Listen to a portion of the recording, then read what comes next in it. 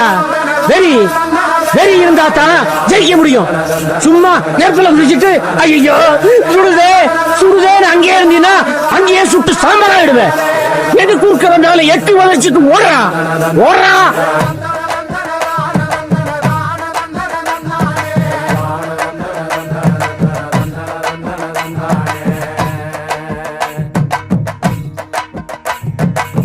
சாமக்கோட தொடங்கிடுச்சு ராசா நல்ல சங்கடி